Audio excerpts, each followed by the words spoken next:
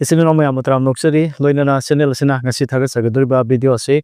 channel sina tha khoding leptana thagat tuna lakpa adaguma video ama oina lamta tha amu yaurabani na lamta tha gi video mu myam gemina saidana video se lakhutchabani hariba video se agi subscriber agi viewers singna ngai duna leiba aduguma video amani khanjaraga ngasi gi video se lakhutchabani aduga loina na han badaini haijaning ba mana video se bing biriba isin na singna video se like amam to asu tawbiram aduga adom gi friend circle aduga emu manung dasu hariba video se share tawbiyo lapta tha yaurabani na lapta tha gi su afafata makhoi su khangjasanu haidana share kharaga tawbiyo haidana haijeri lamta tha se yamna maru iko akhoina adum khangbiram gani ko akhoi ge lai til gi thoramda lamta tha je lamta thang ja haidana yamna maru ba thoram ama adum lai duri haitare ko ado adum yam hena khangnarabani tha sigi maru ba singe manungda ahanga sum karigum khasum haijaram ge madudi lamta tha ge taragani 20 pan base masi moirang apokpa khurum ba yai haidana piramiko aduna moirang sala ge adugumba sagai cha sing haitare ko mokhoi ge apokpa sin khurum ba dum afabo ge doribani aduga loina na akhoi ge umangai singi mayam marak tai tare ko sigumba dasu lamta tha ge kungani pani pan base masi adum yana phana do pi ko habadi hariba numi asida nopok chana sing tonpok seloi lai mai ching langmai hagadra hada sing keraw lakpa tauria wakhai rakpa wakharakpa andro khanba panam ningthau pureiromba chingai lakpa singchomba singjaw lakpa palungamba langmai ningthau kaino chingchomba nopok sidaba apanba nopok ningthau masano ibema nopok panthobi leidana sigumba maroiba kya ama jongpiram haitare ko habidi lamta gi kungani pani pan base masisu yamna maroiba aduguma thabana moiteni aduna sigumba akhoina umanglai ayamba dum khurumnaba aduguma numi ama oiko aduga lamta gi taragani thoini panba aina panjakibada moirang aduguma popo khurumba adugumba afabo numi ni haidana sumaina piviramiko haidiba khara si aihana tha amagoina khara lakhuchabani ko ado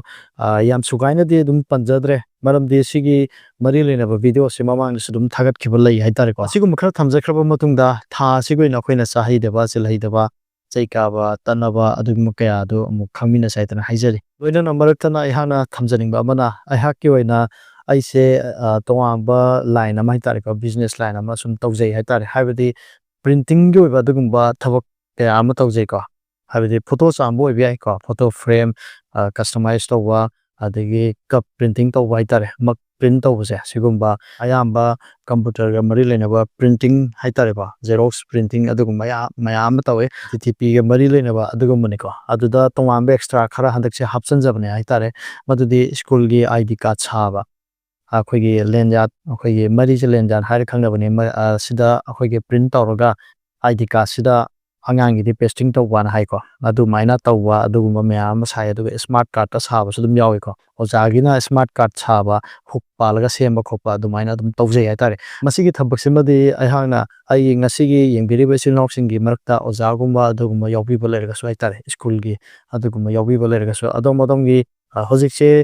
February loisalakadori March ofsal haitare ko masida dum semna ba mayam yaro mani sagi ba mayam yaro mani haitare karigumba saudaba leraga su aduga contact topam leitaba yaro ga su haitare ko natragana karigumba anoba contact tawninba leraga su engonda sadum contact tawbu yagane haitana smai thamjege haidi mayam sari ba mongdo adum maina dum nana dum saba dum ngamjai haitare aduga loina na mayam sanari boirese masidige dum tan saba dum ngamjai mayang ga mating oina adum tawjabani aduga loina na tongan ba akhoigi personal oina haitare ko customize ka tawning mak print tawba furit print tawba sigum sadum tawbu yagani ko aduga photo da frame da akhoigi customize tawba photo frame design haitare sigum sadum tawbu yai ko sigum sai kya kana video da hap tabani adugo ngasi khudong chaba silujaraga mayang gi mar thana sima hapsabani aduga furit ta print tawbu ja masije akhoina sublimation print tawbuni ko heat press machine sizinarga sublimation print tawbudoni adu sigi se akhoina furit se khando khanjin khadile haitare habadi furit se maisa koine pibida kashu tawidaba adugumba phi darka dilai haitare polyester gumba nylon gumba ayaba dumai tawjai haidana smai tawjagi ko cotton de yadi haidana smai thamjage adu sigumba su print tawning ba habadi yaksing sport ka mari leina ba khoige tosien bige dugumba mari leina ba print tawning ba lera sadum tawbu yagani ko aduna adom order tawning ba lera su aina aigi number ama pijabani ko maduda dum contact tawbiyo mayam sanari bore sa masidiga dum ta duini ko tawbotabu adom na mayam sanabore to adumadi khangbiro adu engonda haibiro aduga adudige dum tajai haidana smai thamjage ko ꯃꯁꯤ ꯑꯩꯒꯤ ꯉꯁꯤꯒꯤ ꯊꯥ ꯑꯃꯒꯤ video ꯊꯥꯒꯠꯆꯕꯁꯤꯗ ꯈꯨꯗꯣꯡꯆꯥꯕ ꯂꯧꯖꯔꯒ ꯃꯔꯛ ꯊꯠꯅ ꯁꯤꯃ ꯊꯝꯖꯕꯅꯤ ꯋꯥꯔꯧꯕꯤꯔꯣꯏ ꯍꯥꯏꯗꯅ ꯍꯥꯏꯖꯔꯤ ꯚꯤꯗꯤꯑꯣ ꯃꯈꯥ ꯇꯥꯅ ꯌꯦꯡꯃꯤꯟꯅꯈꯤꯁꯤ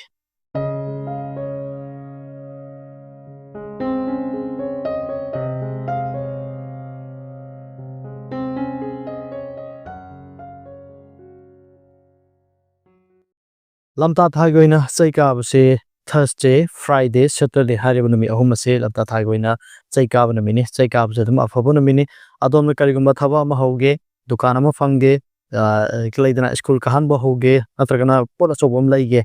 ꯁꯤꯒꯨꯝꯕ ꯀꯌꯥ ꯑꯃ ꯑꯗꯨꯝ ꯇꯧꯕ ꯌꯥꯔꯕ ꯑꯗꯨꯒꯨꯝꯕ ꯅꯨꯃꯤꯠ ꯑꯃ ꯈꯟꯒꯦ ꯍꯥꯏꯇꯥꯔꯒꯗꯤ ꯆꯩ ꯀꯥꯕ ꯅꯨꯃꯤꯠꯁꯤ ꯈꯟꯗꯣꯏꯅꯤ ꯂꯣꯏꯅꯅ ꯍꯥꯏꯔꯤꯕ ꯅꯨꯃꯤꯠ ꯑꯁꯤꯗ ꯀꯅꯥꯒꯨꯝꯕ ꯑꯃꯅ ꯑꯉꯥꯡ ꯎꯅꯖꯒꯦ ꯍꯥꯏꯇꯥꯔꯒꯁꯨ ꯍꯥꯏꯔꯤꯕ ꯅꯨꯃꯤꯠ ꯑꯁꯤ ꯑꯗꯨꯝ ꯈꯟꯕ ꯌꯥꯏꯀꯣ ꯂꯝꯇꯥ ꯊꯥꯒꯤ ꯑꯣꯏꯅ ꯊꯔꯁꯗꯦ ꯐ꯭ꯔꯥꯏꯗꯦ ꯁꯦꯇꯔꯗꯦ ꯑꯍꯨꯝ ꯑꯁꯤ ꯆꯩ ꯀꯥꯕ ꯅꯨꯃꯤꯠꯅꯤ ꯑꯗꯨꯒ ꯂꯣꯏꯅꯅ ꯇꯠꯅꯕ ꯅꯨꯃꯤꯠꯁꯤ ꯊꯔꯁꯗꯦ ꯑꯃꯁꯨꯡ ꯁꯦꯇꯔꯗꯦ ꯆꯩ ꯀꯥꯕꯗꯁꯨ ꯌꯥꯎꯏ ꯑꯗꯨꯒ ꯇꯠꯅꯕꯗꯁꯨ ꯌꯥꯎꯔꯦꯀꯣ ꯑꯗꯣ ꯃꯁꯤꯁꯦ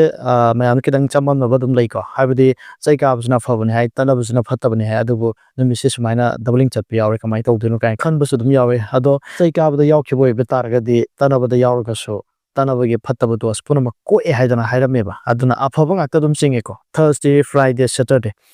ꯑꯗꯨꯒ ꯃꯊꯪꯒꯤꯁꯤꯅ ꯃꯩ ꯆꯥꯛꯄ ꯊꯕꯥꯜ ꯃꯩ ꯆꯥꯛꯄ ꯊꯕꯥꯜꯁꯦ ꯂꯝꯇꯥ ꯊꯥꯒꯤ ꯑꯣꯏꯅ ꯅꯤꯅꯤ ꯄꯥꯟꯕ ꯑꯃꯁꯨꯡ ꯀꯨꯟꯒ ꯇꯔꯦꯠꯅꯤ ꯄꯥꯟꯕ ꯍꯥꯏꯔꯤꯕ ꯑꯅꯤ ꯑꯁꯦ ꯃꯩ ꯆꯥꯛꯄ ꯊꯕꯥꯜꯅꯤ ꯑꯗꯨꯒ ꯊꯥꯁꯤ ꯃꯥꯏꯀꯩ ꯑꯁꯤꯅ ꯀꯧꯕ꯭ꯔꯨ ꯃꯥꯏꯀꯩ ꯑꯁꯤ ꯂꯝꯇꯥ ꯊꯥꯒꯤ ꯑꯣꯏꯅ ꯊꯥꯁꯤ ꯃꯥꯏꯀꯩꯅꯤ ꯆꯩ ꯀꯥꯕ ꯇꯠꯅꯕ ꯃꯩ ꯆꯥꯛꯄ ꯂꯩꯗꯅ ꯁꯤꯒꯨꯝꯕꯒꯤ ꯃꯇꯥꯡꯁꯦ ꯃꯌꯥꯝ ꯍꯦꯟꯅ ꯑꯗꯨꯝ ꯈꯪꯕꯤꯔꯝꯃꯒꯅꯤꯀꯣ ꯑꯩꯅ ꯑꯗꯨꯝ ꯃꯃꯥꯡꯗ ꯑꯦꯛꯁꯄ꯭ꯂꯦꯟ ꯇꯧꯗꯨꯅ ꯂꯩꯈ꯭ꯔꯦ ꯍꯥꯏꯇꯥꯔꯦ ꯑꯗꯨꯅ ꯁꯤꯒꯤ ꯃꯇꯥꯡꯗꯤ ꯑꯗꯨꯝ ꯑꯩ ꯁꯝꯖꯤꯟꯖꯔꯒꯦ ꯍꯥꯏꯗꯅ ꯁꯨꯃꯥꯏꯅ ꯊꯝꯖꯒꯦ ꯂꯣꯏꯅꯅ ꯆꯥꯍꯩꯗꯕ ꯆꯤꯟꯖꯥꯛꯇ ꯍꯋꯥꯏ ꯊꯝꯄꯥꯛꯄꯤ ꯑꯗꯨꯒ ꯀꯦꯡꯉꯣꯏ ꯍꯥꯏꯗꯨꯒ ꯍꯥꯏꯔꯝꯃꯤꯀꯣ ꯑꯗꯨꯒ ꯆꯤꯜꯍꯩꯗꯕꯗ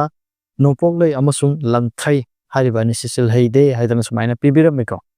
ꯑꯗꯨꯒ ꯍꯥꯏꯔꯤꯕ ꯊꯥꯁꯦ ꯂꯝꯇꯥ ꯊꯥ ꯑꯁꯤꯗ ꯀꯅꯥꯒꯨꯝꯕ ꯑꯃꯅ ꯌꯨꯝ ꯁꯥꯕ ꯍꯧꯒꯦ ꯍꯥꯏꯕ ꯇꯥꯔꯒꯁꯨ ꯑꯗꯨꯝ ꯍꯧꯕ ꯌꯥꯏ ꯇꯧꯕꯇꯕꯨ ꯑꯗꯣꯝꯒꯤ ꯆꯍꯤ ꯃꯇꯥꯡꯒꯤ ꯑꯣꯏꯅ ꯑꯗꯣꯝꯁꯦ ꯀꯔꯤ ꯐꯝꯗ ꯐꯝꯒꯦ ꯍꯥꯏꯕꯗꯣ ꯈꯪꯗꯣꯛꯄ ꯑꯃꯗꯤ ꯃꯊꯧ ꯇꯥꯏ ꯍꯥꯏꯕꯗꯤ ꯑꯗꯣꯝꯁꯦ ꯀꯔꯤꯒꯨꯝꯕ ꯀꯩꯒꯨꯝꯕ ꯅꯨꯡꯁꯥꯒꯨꯝꯕ ꯍꯪꯗꯣꯡꯒꯨꯝꯕ ꯂꯤꯟꯒꯨꯝꯕ ꯁꯤꯒꯨꯝꯕꯗ ꯐꯝꯃꯝꯃꯒꯗꯤ ꯌꯨꯝ ꯁꯥꯕ ꯍꯧꯕꯗ ꯑꯀꯥꯏꯕ ꯂꯩꯌꯦꯕ ꯌꯥꯗꯦ ꯍꯥꯏꯇꯥꯔꯦꯀꯣ ꯑꯗꯨꯕꯨ ꯑꯌꯥꯕꯁꯤꯡꯒꯤ ꯑꯣꯏꯅꯗꯤ ꯂꯝꯇꯥ ꯊꯥꯁꯦ ꯃꯁꯤꯗ ꯑꯗꯨꯝ ꯍꯧꯕ ꯌꯥꯏ ꯍꯥꯏꯗꯅ ꯁꯨꯃꯥꯏꯅ ꯊꯝꯖꯒꯦꯀꯣ ꯃꯁꯤꯅꯤ ꯂꯝꯇꯥ ꯊꯥꯒꯤ ꯑꯣꯏꯅ ꯆꯦꯅꯦꯜꯁꯤꯅ ꯈꯔ ꯇꯥꯁꯤꯟ ꯈꯣꯝꯖꯤꯟꯖꯔꯒ ꯃꯌꯥꯝꯒꯤꯗꯃꯛꯇ ꯈꯟꯖꯔꯒ ꯚꯤꯗꯤꯑꯣꯁꯤ ꯂꯧꯈꯠꯆꯕꯅꯤ ꯚꯤꯗꯤꯑꯣꯁꯤꯕꯨ ꯌꯦꯡꯕꯤꯔꯤꯕ ꯈ꯭ꯋꯥꯏ ꯄꯨꯝꯅꯃꯛꯄꯨ ꯆꯦꯅꯦꯜꯁꯤꯅ ꯑꯃꯨꯛ ꯍꯟꯅ ꯊꯥꯒꯠꯄ ꯐꯣꯡꯗꯣꯛꯆꯔꯤ ꯃꯇꯥꯡ ꯁ꯭ꯋꯥꯏꯗ ꯚꯤꯗꯤꯑꯣꯁꯤ ꯂꯣꯏꯁꯤꯟꯖꯔꯒꯦ ꯀꯪꯂꯩꯄꯥꯛ ꯏꯃꯥꯅ